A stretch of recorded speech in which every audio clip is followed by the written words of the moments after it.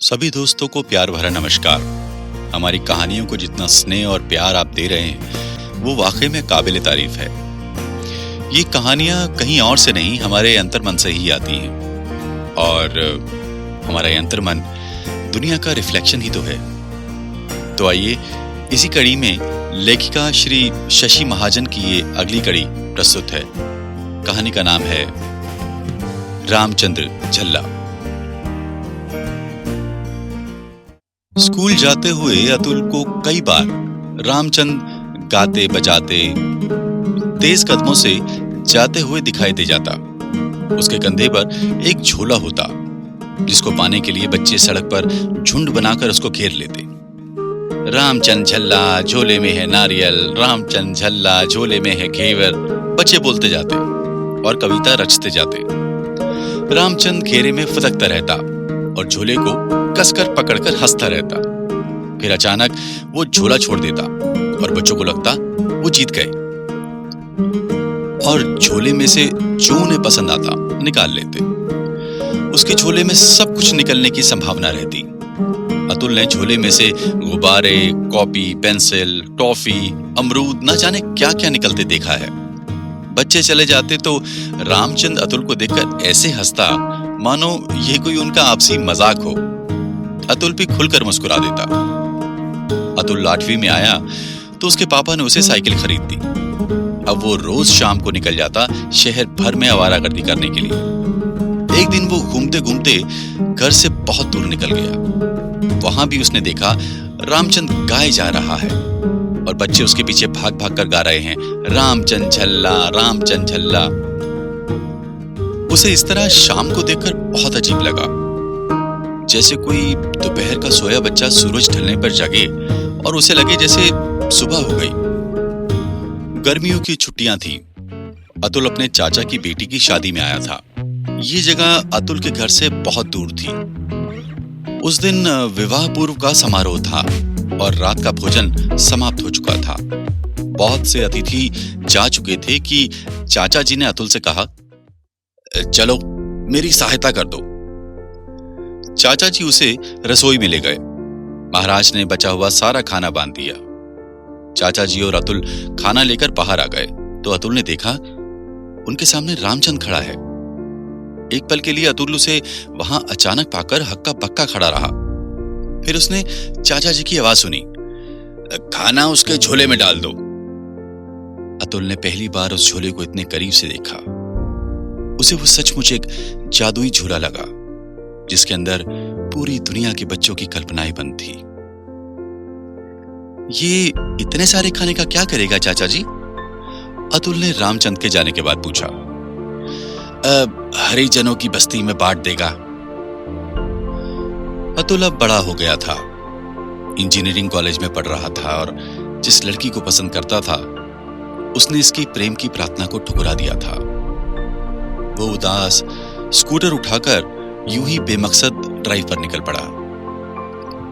शहर का अंत आ रहा था। दूर गंगा जी न जाने किस उत्साह से बही जा रही थी। उसने स्कूटर गंगा जी की ओर मोड़ दिया। आकाश लाल था। दूर पहाड़ स्थिर खड़े उसे आमंत्रित कर रहे थे। वो खोया खोया यूं ही नदी के संग चलने लगा। कुछ दूरी पर पेड़ के पीछे से एक स्वर आ रहा था। वो कह रहा था, देखो बच्चों, कविता को समझो नहीं, महसूस करो। उसके सारे अर्थ सच्चे हैं। वो सब मिलकर उसके अर्थ को बढ़ाते हैं, घटाते नहीं। कविता तो बस माध्यम है किसी नई बात का आरंभ करने के लिए। उसे पूरा तो हम सब मिलकर करेंगे। अतुल निकट आ गया था। आवाज एकदम स्पष्ट हो गई थी और बड़ी जानी पहचानी सी लग रही थी, पर वो इस स्वर को नाम नहीं दे पा रहा था। एकदम निकट आकर उसने एक झोला देखा। वो समझ गया ये रामचंद है। वो वहीं कौतुकवश छिपकर खड़ा रहा। कक्षा समाप्त हुई तो सब बच्चे रामचंद के पास आ गए। और वो झोले में से कुछ ना कुछ निकालकर सबको देता जाता और हंसता जाता। बच्चे भी उसके साथ हंस देते। एक अजीब सा सहज खुशी का माहौल था। बच्चे चले गए तो अतुल सामने आ गया। इस सहज खुशी से उसका मन भी हल्का हो उठा था। रामचंद्र की दृष्टि उस पर पड़ी तो पहले आश्चर्य और फिर उसने सहज भाव से पूछा, गंगा किनारे घूमने आए हो, पहचाना मुझे? अतुल ने कहा, बड़े हो गए हो पर आंखों में अब भी वही सरलता है, पहचानता हूं। रामचंद्र उठकर चलने लगा तो अतुल भी उसके साथ कदम मिलाकर चलने लगा। कौन थे ये बच्चे? सड़क के उस पार हरिजन बस्ती में रहते हैं। आप उन्हें बहुत अच्छा समझा रहे थे। धन्यवाद। रामचंद्र ने तेजी से कदम बढ़ाते हुए कहा, कौन है आप? लड़की ने दिल तोड़ दिया। हाँ, आपको कैसे पता? रामचंद्र हंस दिया। वर्षों से हूं यहां। एकांत की तलाश में लोग चले आते हैं यहां। तुम्हारी उम्र में अकेले तभी आते हैं जब लड़की छोड़ देती है। अतुल ठंडी सांस लेकर मुस्कुरा दिया। रामचंद्र जोर से हंस दिया। घबराओ नहीं, जख्म नहीं, खरोंच है, कल तक ठीक हो जाओगे। अतुल फिर भी मुंह लटकाकर चलता रहा तो रामचंद्र ने कहा, चलो मेरी कुटिया है पास में, वहां चलकर तुम्हें एक कहानी सुनाता हूं। सूर्य अस्तांचल में था। दूर एक नाविक घाट पर अपनी नाव बांध रहा था। रामचंद्र भीतर से एक चटाई ले आया। दोनों उस पर बैठ गए तो रामचंद्र ने आंखें बंद कर ली, जैसे कहीं गहरे भीतर झांक रहा हो। ना जाने कितने वर्ष बीत गए। एक युवक था, उसे गणित बहुत पसंद था। उसके पास शब्द नहीं, अंक थे और था संगीत। इन दोनों में वो सब कुछ देख लेता था जिसे दुनिया शब्दों में नहीं कह पाती। वो धनी माँ बाप की इकलौती संतान था और रामचंद्र ने मुस्कुराकर आंखें खोल दी और उसे एक बहुत खूबसूरत लड़की से प्रेम हो गया। लड़की भी उसे चाहती थी, परंतु माँ बाप ने उससे शादी की सहमति नहीं दी क्योंकि वो लड़की अनाथ आश्रम से थी। लड़का लड़की मिलते रहे और सोचते रहे, समय बदल रहा है, एक दिन उसके माता पिता भी मान जाएंगे। लड़की गर्भवती हो गई। वो दोनों घबरा गए। लड़के ने लड़की से मंदिर में शादी कर ली। पढ़ा लिखा तो था ही, नौकरी भी मिल गई। एक छोटा सा घर ले लिया और लड़की को वहीं रख दिया। माता पिता उसकी सारी गतिविधियों से अनजान थे। समय पर बच्चा हुआ, परंतु हाई ब्लड प्रेशर के कारण उस लड़की को हार्ट अटैक आ गया और जन्म देते ही स्वर्ग सिधार गई। बात समाप्त होते ना होते रामचंद्र की आंखें कहीं दूर जाकर स्थित हो गई, जैसे ये सब वो अपनी आंखों के सामने घटित होते हुए देख रहा हो। लड़का बौखला गया।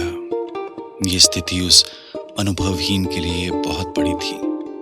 वो अकेला उसका क्रियाक्रम कराया। अस्पताल से छुट्टी मिलते ही सीधा अनाथ आश्रम पहुंचा और बच्चे को वहां छोड़ आया। नौकरी छोड़ दी और सारा दिन बंद कमरे में पड़ा रहता। धीरे धीरे वो स्वतः स्थिति से उभर आया। सबसे पहले उसे बच्चे का ध्यान आया। उसे सोचकर बहुत अजीब लगा कि उसे अपने ही बच्चे की शक्ल याद नहीं। सब कुछ होते हुए भी वो बच्चा दूसरे के आश्रय पर पल रहा है। वो बौखलाहट में अनाथालय पहुंचा, परंतु तब तक बहुत देर हो चुकी थी। वो बच्चा दत्तक दिया जा चुका था और अनाथ आश्रम किसी भी स्थिति में उसके नए माँ बाप का पता देने के लिए तैयार नहीं था। ये कहानी आपकी अपनी है ना? अतुल ने रामचंद्र के रुकते ही कहा। हाँ, ये कहानी मेरी अपनी है। रामचंद्र ने कुछ इस तरह से कहा जैसे एकदम स्पष्ट बात कह रहा हो। उसके बाद मैं घर नहीं जा पाया।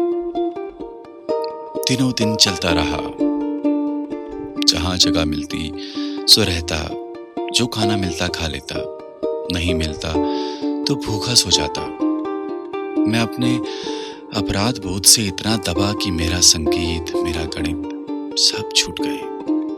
मैं इतने क्रोध में था कि घर की ओर मेरे कदम उठ ही नहीं पाते थे। रामचंद ने अतुल की आंखों में आंखें डालते हुए कहा, भावनाओं का ज्वार हिमालय से भी ऊंचा होता है। वो अपने आप में एक ब्रह्मांड लिए होता है, जहां कुछ शेष नहीं रहता। वह तूफान तब तक नहीं छटता जब तक वो अपनी पूरी उम्र जी न ले। कुछ पल की चुप्पी के बाद रामचंद फिर बोला, उसी पागलपन की स्थिति में मैं एक दिन यहां पहुंचा। एक सन्यासी कुटिया के बाहर अपना रात का भोजन पका रहे थे। उन्होंने मुझे भोजन कराया और रात यहां बिताने का आग्रह किया। उस रात मैं पहली बार अपने मन की व्यथा किसी से कह पाया। उन्होंने मुझे संस्कृत का ज्ञान दिया। वो आसपास के बच्चों को पढ़ाते थे। रात को बस्ती के लोग आ जाते थे और गुरुजी का निर्बाध प्रवचन आरंभ हो जाता था, जिसमें कोई विषय भेद नहीं होता था। वो होता था समग्र ज्ञान। कुछ वर्ष हुए वो नहीं रहे, मैं यहीं रह गया। और आपके माता पिता? एक बार गया था, वहां मेरी जगह मेरा ममेरा भाई रह रहा था। माता पिता जा चुके थे। उसने उनकी बहुत सेवा की थी। प्रकृति को खालीपन बर्दाश्त नहीं, मेरी जगह भर गई थी। और ये गलियों में गाना? रामचंद हंस दिया। मुझे गुरुजी के साथ रहते कुछ समय बीत चुका था और मेरा मन शांत हो चला था। एक दिन बरसात के दिन मैं हल्के मन से झूम उठा और मेरा खोया संगीत मेरे पास लौट आया। मैं वहीं भाव विभोर होकर गाने लगा। किसी ने कहा, अरे ये तो रामचंद है।